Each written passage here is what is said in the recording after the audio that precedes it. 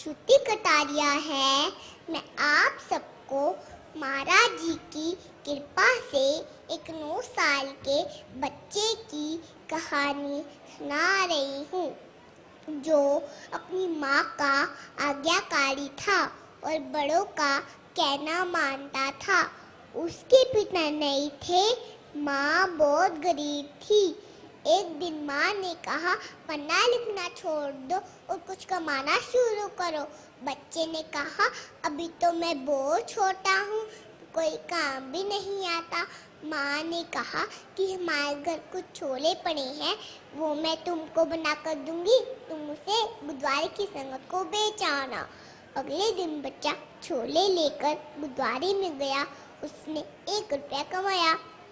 बाबा जी उसको दूर से देख रहे थे। बुलाकर पूछा कि तुम यहाँ पर क्या कर रहे हो? बच्चे ने बताया कि मैं यहाँ पर छोले बेच रहा हूँ। बाबा जी ने कहा, कितनी कमाई हुई? बच्चे ने बताया, 1 रुपया। बाबा जी ने कहा, जो तुमने मेरी संगत को छोले बेचे हैं, वो कमाई तो गुरुद्वारे की हुई। तो बच्चे ने बाबा जी को 1 रुपया दे दिया और खाली हाथ घर आ गया। अपनी माँ को सारी बात बताई।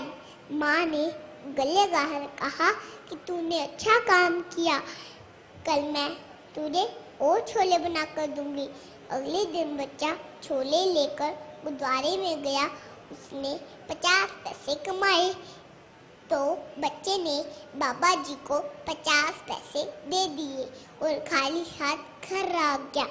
उस दिन उसकी माँ ने उसने कुछ भी नहीं खाया और खाली पेट पानी पीकर ही सो गए। अगले दिन बच्चा छोले लेकर गुरुद्वारे में गया। उसने 25 पैसे कमाए। बाबा जी ने कमाई पूछी। बच्चे ने बताया, 25 पैसे। बाबा जी ने कहा, लोगों की कमाई तो बढ़ती है, तेरी कमाई क्यों घटती है? बच्चे ने भोलेपन से कहा, बाबा जी आपको पता है हम बहुत गरीब हैं, हमारे घर खाने के लिए कुछ भी नहीं है।